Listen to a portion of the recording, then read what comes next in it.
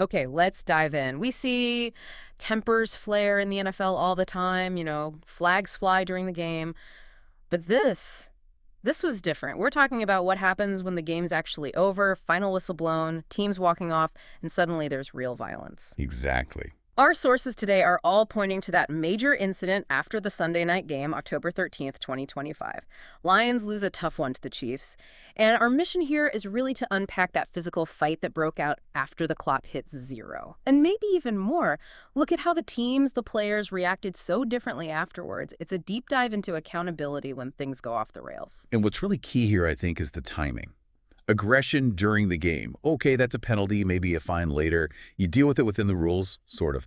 But a physical strike after the final whistle, especially one that sparks a whole bench-clearing type situation, Yeah. that's way beyond a typical penalty. Right. It hits different. It speaks to the player, sure, but also the whole organization standards. That's why the reactions were so telling. Okay, so let's paint the picture exactly as the sources lay it out.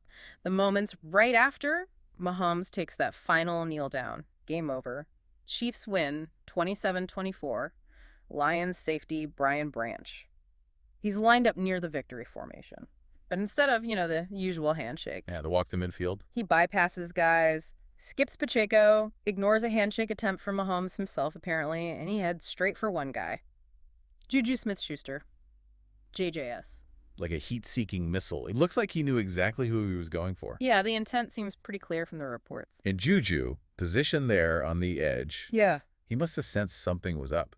The sources confirm he actually offered his hand to Branch, trying sportsmanship. And Branch's response? A total rejection. But way, way more than just ignoring him. Yeah, not just a snub. The sources say Branch hit him. An open-handed strike, apparently connected pretty hard, sent Smith-Schuster reeling. Down to the turf. After the game is completely finished, not a late hit, not a shove in frustration during play. A deliberate strike. And that, predictably, just lit the fuse. Yeah. JJS jumps up, obviously furious, charges right back at Branch. And Branch wasn't done. Nope. According to the reports, Branch grabs the charging Smith-Schuster by the face mask, slings him down again. Jeez. And that's when it really exploded. Players from both sides pile in, coaches trying to pull guys apart. Just an absolutely ugly stain on what was actually a great game. Okay, so chaos on the field.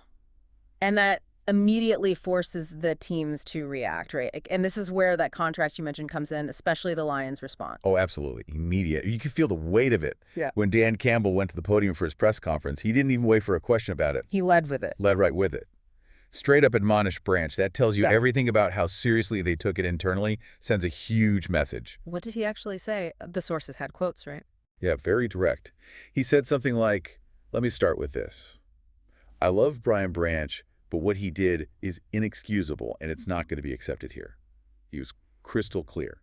It's not what we do. It's not what we're about. Strong stuff. And he didn't stop there. He apparently made a point of saying he personally apologized to Andy Reid, to the whole Chiefs organization, and to Smith-Schuster himself.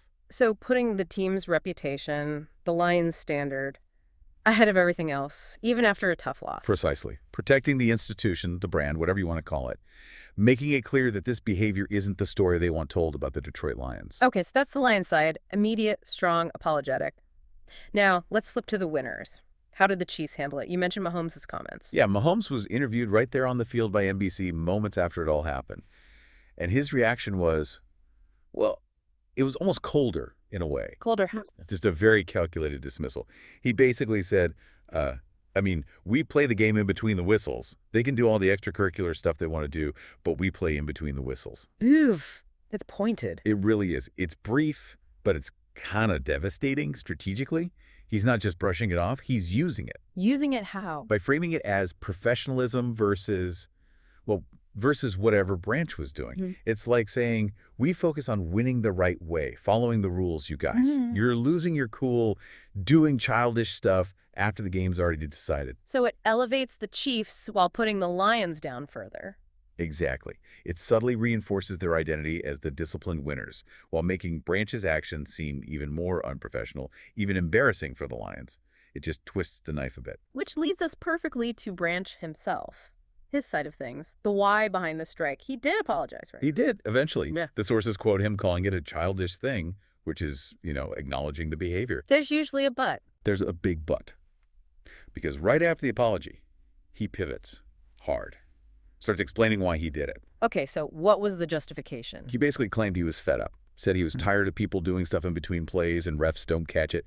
He even used the word bully, saying players be trying to bully me out there. So shifting from aggressor to victim. That's exactly the narrative he tried to build, that he felt pushed, targeted, and the officials weren't protecting him, so he had to take matters into his own hands. Did he mention anything specific about Smith-Schuster? A trigger? Yes. He pointed to something late in the game, claimed JJS hit him illegally in the back. An illegal block. That's what Branch alleged. And he made a point of saying it happened in front of the ref, and the ref didn't do anything. He linked it directly to his safety, saying, I could have got hurt off of that. So his argument is, I felt unsafe, the ref ignored it, this was the boiling point. Pretty much. That's the core of his defense. The frustration, feeling vulnerable, feeling like the system failed him during the game. Which is understandable on a human level, maybe, the frustration part.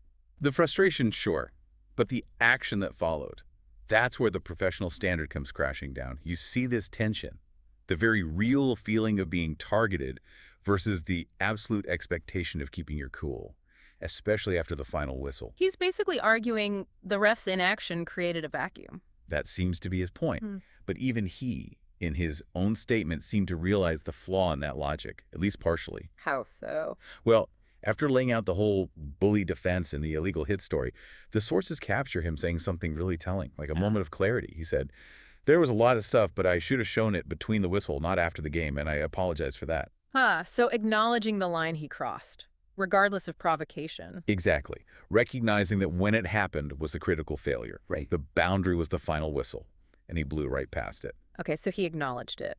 But apologies don't really stop the NFL's disciplinary process, do they? Especially with a player's history. Not a chance. And Branch, unfortunately for him, has quite a history, according to our sources. This wasn't just a one-off explosion. It fits a pattern. What kind of pattern are we talking about? Fines. Lots of fines. The reports detail 7 fines just from last season, 2024. 7. Wow. And this season, 2025. Before this Sunday night slap, he'd already racked up 3 more fines. 3 fines already this year. Do we know the total cost? Yeah, the sources put the 2025 total, before this incident, at $34,784. 34 grand already. What were those for? Does it play into his bully defense? That's the interesting part. It kind of works against his defense. The fines cited were unsportsmanlike conduct back in Week 1 against Green Bay. Okay. Then 2 separate unnecessary roughness violations. One was specifically for taunting, also against the Packers, and the other was for a low block against the Ravens in Week 3. Wait, so he's been fined for taunting and a low block himself? Exactly. So if you're a player getting flagged and fined for initiating stuff like taunting or for potentially dangerous plays like a low block, it makes that whole I'm just being bullied out here argument a lot harder to sell. Yeah, that context definitely changes things. It suggests he's not always just reacting. Sometimes he's the one starting the extracurriculars. It certainly paints a picture of a player who maybe operates on the edge or even over it pretty regularly, which the league office will absolutely consider. So given that history, the fines, the taunting, the low block, and now this post-game strike, what's the likely fallout from the lead? Oh, it's going to be heavy. Guaranteed.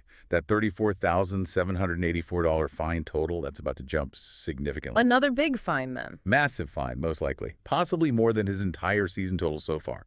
Remember, for a young guy on maybe his rookie contract scale, 34 grand is already probably like, what, 2-3 game checks? This next one will hurt. And potentially more than just money. Suspension. Very high probability of suspension, yes.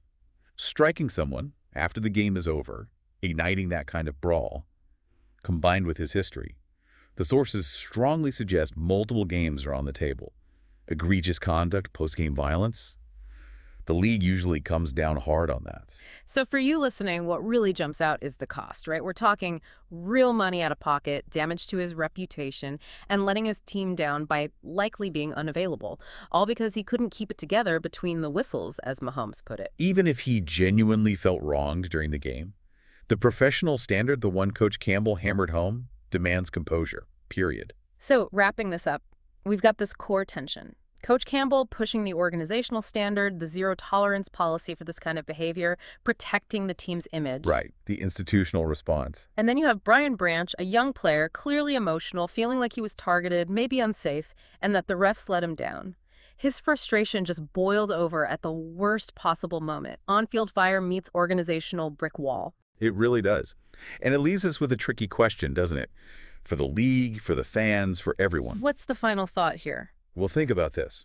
If a player truly feels like they've tried everything during the game, they've pleaded with the ref about an illegal hit, they feel endangered, and nothing happens, does the NFL system itself maybe create a situation where players feel like they have to self-police, even if it's after the whistle?